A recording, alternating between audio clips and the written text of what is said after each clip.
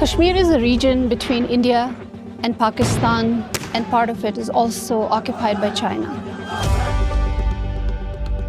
Kashmir is one of the worst humanitarian crises that the world faces in the current moment. It's a nuclear flashpoint, and that's what we need to understand. It's 8 million people who have been under direct military occupation from India since 1947. What we also see is the exacerbation that happens because of the Hindu nationalist and the supremacist government that has been in power for the last 6-7 years. And from 2019 onwards, what we have watched is Kashmiris completely being dispossessed by settler colonialism that India has put into action.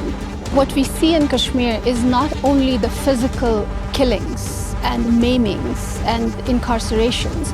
What we also see is the actual killing of people's aspirations for their own self-determination, which has been promised to them by the international community, especially the United Nations.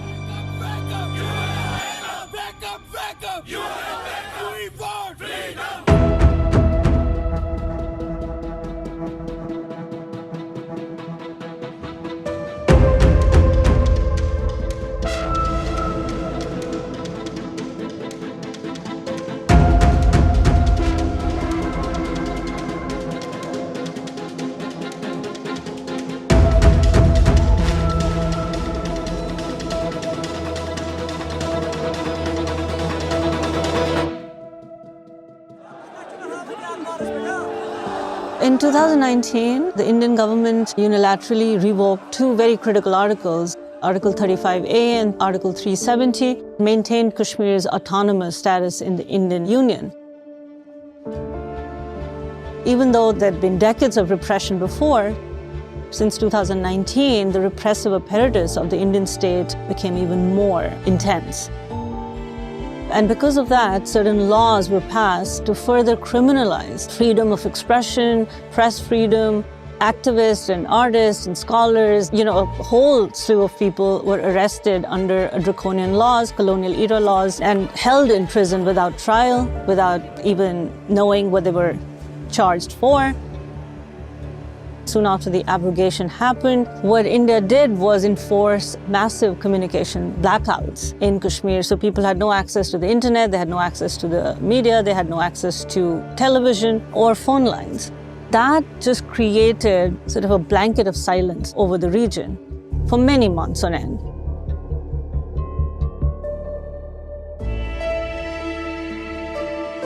Kashmir was historically a distinct region in the Himalayas, a people with their own distinct sense of self, their own identity, who interacted with the outside world, but on their own terms.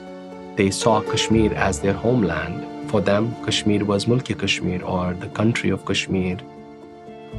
For most of its history, Kashmir had remained an independent realm. From time to time, it had come under foreign control. In 1846, the British East India Company sold Kashmir to the Dogras for 75 lakh rupees, a few shawl goats and some shawls, which was around 6.5 million pounds sterling in British currency terms of the time. And in 1947, when the British left the subcontinent, Kashmiris were still fighting for their own freedom from the Dogra regime.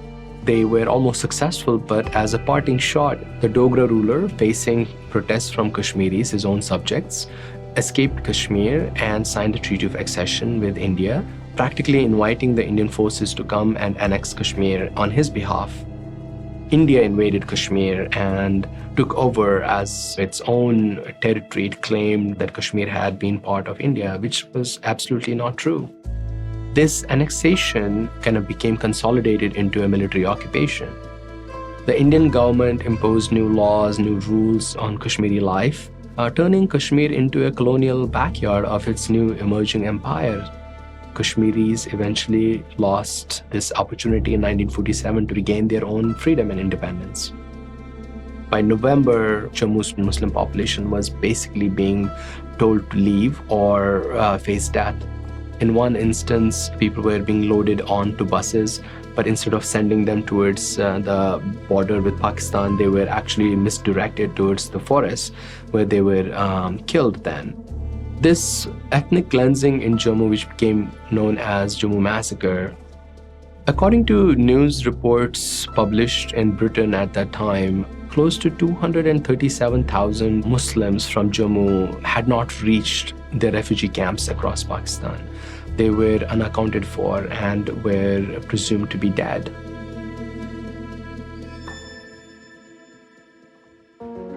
There are three nation-states, nuclear powers, China, India, and Pakistan, all of which exert their territorial claims over Kashmir. India claims Kashmir in its entirety based on a provisional accession that was signed between the Hindu king, an unrepresentative ruler, and India. Pakistan claims Kashmir because of its predominantly Muslim population and calls it its jugular vein. China claims the Askaichen region of this territory, which is a very important region, but an arid one that lies between Tibet and Xinjiang. What also makes it very critical is the fact that Kashmir has ample water resources, primarily its rivers, that both India and Pakistan draw most of their electricity and their irrigation water from. The other very important element in all of this is the China-Pakistan economic corridor, a $50+ billion investment that is supposed to connect the Gwadar port in Pakistan with the Xinjiang area in China, and that runs through Gilgit-Baltistan, which is also part of the disputed Pakistani-administered Kashmiri territory. And that's what makes this area deeply strategic. There have been 3 major border wars between India and Pakistan over the status of Kashmir, and there's been 1 war between China and India already in the 1960s. But apart from that, what tends to happen is on a day-to-day basis, there are border clashes that are called skirmishes. But those skirmishes or those border clashes have dramatically shaped the lives of communities that live along the line of control, the disputed line of control between India and Pakistan. Imagine living in Kashmir in a state of siege, where you cannot voice your political aspirations, where you cannot move about freely, where you have checkpoints all around you, where you have no basic amenities, where law doesn't work. Law is a state of order rather than an ideal of justice. So what you see is a rise in mental health issues. You see a rise in depression, you see rise in suicide rates, and what you also see is rise in substance abuse amongst youth. 1 in 7 Kashmiris have either witnessed torture or have been subject to torture. And if we look at the killings, more than 100,000 people, both combatants and non-combatants, have been killed thus far by the Indian government forces, as well as the militia and the vigilantes that are also rampant in the region. Kashmir is the case of world's first mass blindings that have occurred because of the use of pellet shotguns that the Indian government has used on protests. This interview could not be held in Kashmir, because Kashmiris cannot speak about the human rights abuses, they cannot speak about their civil liberties being curbed and suppressed, they cannot talk about their political aspirations being completely repressed. This humanitarian crisis is caused by something, and that is because people are asking for their political rights. They're demanding that the UN resolutions be fulfilled, and that's what India doesn't like. So the human rights abuses are not occurring in a vacuum. They're occurring as a result of people asking for their rights.